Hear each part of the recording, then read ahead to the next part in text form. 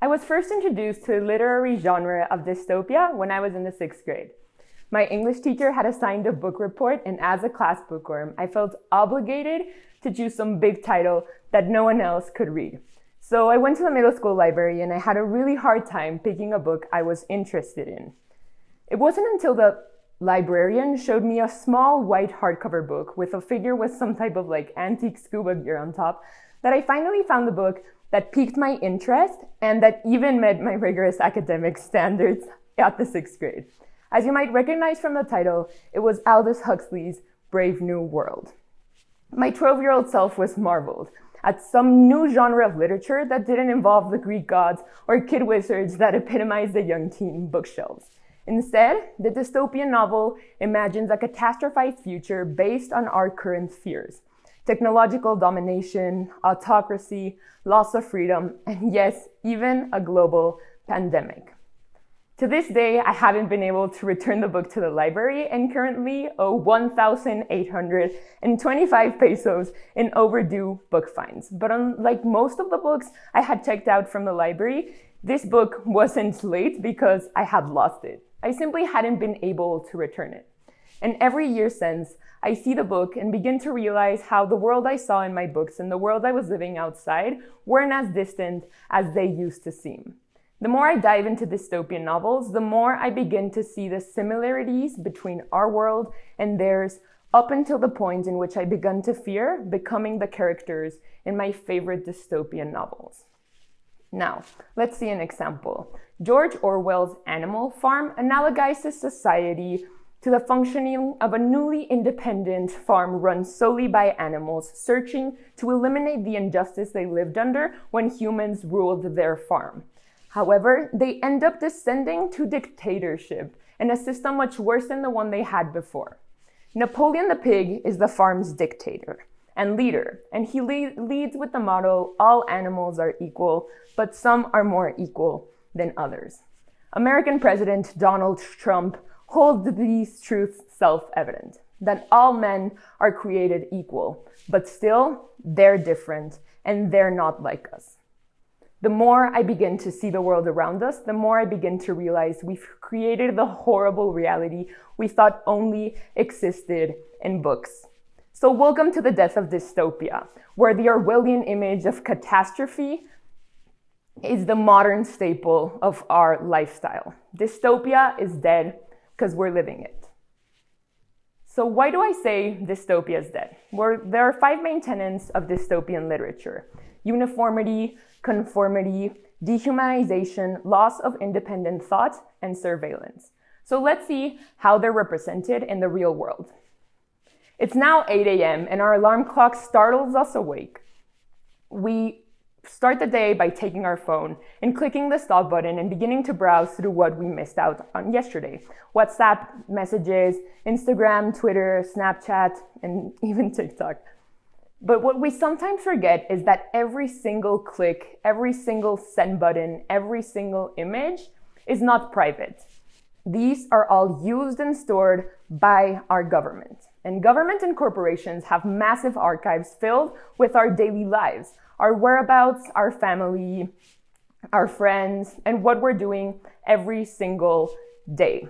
We do live in a surveillance state. And like in Orwell's 1984, we are constantly under the eye of our government, under the eye of Big Brother. So, the government has and uses the legal jurisdiction to look at us all the time. Winston Smith is 1984's protagonist, and he works in the Ministry of Truth. And his job there is to look and sift through newspaper articles, history books, and news memos that have contradicted the government's stance or information on things and change them. This happens in our society today. The information we have access to defines our reality. So we leave our house and we go to school, and what we learn there is filtered through the hands of a self-interested government, altered and changed by our society's own Winston Smith. And this is the reason why history tends to be whitewashed, why young American children learn that Indians and settlers hugged at Thanksgiving dinner instead instead of learning about the millions of years of American indigenous history and the genocide Americans created. This is the reason we do not learn that America was built on the backs of slaves. And because of all these reasons, it really isn't surprising that the culprits behind massive breaches of government information are punished even more than murderers. So we go home and we watch TV and we see the news, and what we see there are cherry-picked news articles and censored TV reports that do not tell us the real truth and continue hiding our government's shortcomings. Chinese citizens cannot even browse the World Wide Web. So we have been denied the right to truth, the right to information in exchange for government support and power, in exchange for a ballot of re-election. And what has happened right now is that we do not know our reality, or we have forgotten our own reality in exchange for this power. So further than our government, how are we contributing to the death of dystopia? As a society, we know that our interests and our voices and our convictions are crushed under the shadow of government media. Nevertheless, we know that they do feed us a narrative for us to remain quiet, calm, and compliant. But we do know that this narrative isn't true. However, we choose to believe it because actually facing our reality is a lot scarier than simply buying into this information.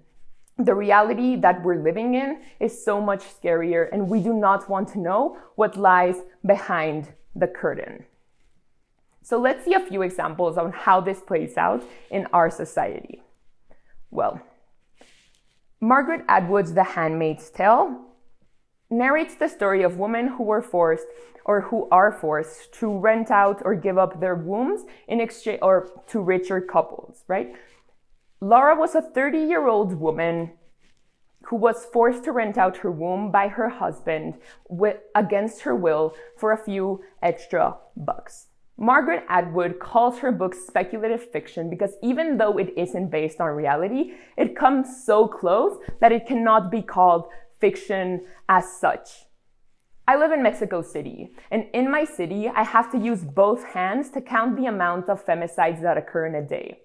In a day, 10 of my sisters die simply because of their gender. Fatima was 12 years old and was brutally murdered and raped. Abril was 47 and was bludgeoned to death. And Ingrid was 25 years old and was skinned alive by her partner. And where are their murderers? They're walking alongside us in the street and behind us in this supermarket line because we live in a society where this is permitted, where this is not punished. We treat women in dystopian novels just like we do in the real world. We treat them like objects, usable and disposable to male authority. A second example. Orwell's 1984 had society divided into two groups, the proles and the inner party. The proles were the lower class and the inner party were the more powerful people. And much like today, the proles were treated with little to no respect or dignity. They lived different, segregated, completely separated. Today, those divisions are pretty much the same. Separate neighborhoods, separate schools, separate jobs, separate commonplaces, separate parks, separate lives. Human dignity and basic human needs have a price in our current society.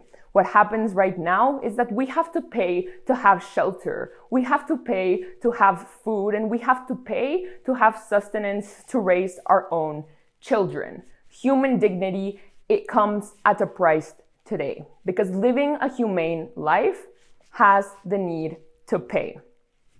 The rights of a majority of our society are shipped, used, and commodified by a small minority of our society, by the inner party.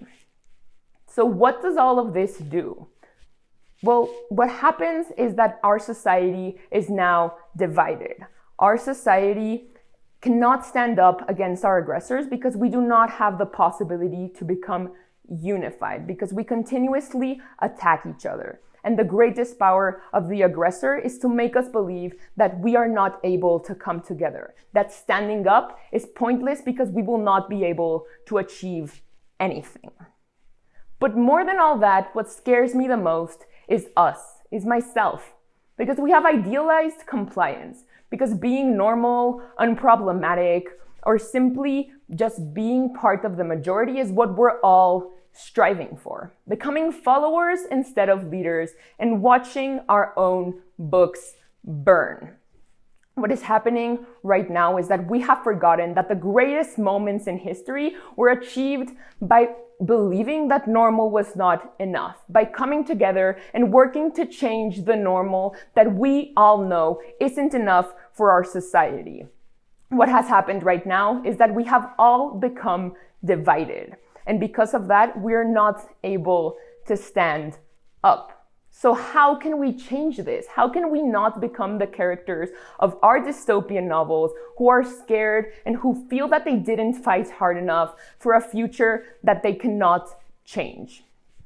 Well, I think we have to identify what we're outraged by. What do we look at on the street and gasp at? What do we criticize?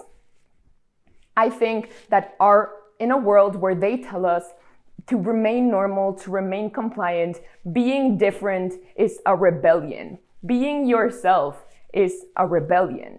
I think that our resistance is our individualism, is our own strengths and weaknesses.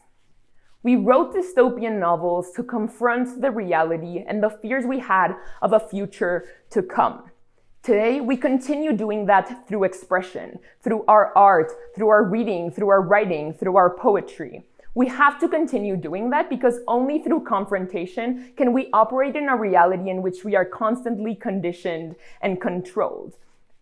Confrontation is one part of our resistance. But I also think we write dystopian novels because we think that we have the power to change the world in which we are living. And if we come together and if we do have the ability to change this, we will. Because I believe that we wrote these books to change these things, and we have the power to do so right now. Because the time has come. Because we are coming together and we are pressed in by the four walls of our reality that is constraining us. But we are on the edge of the cliff.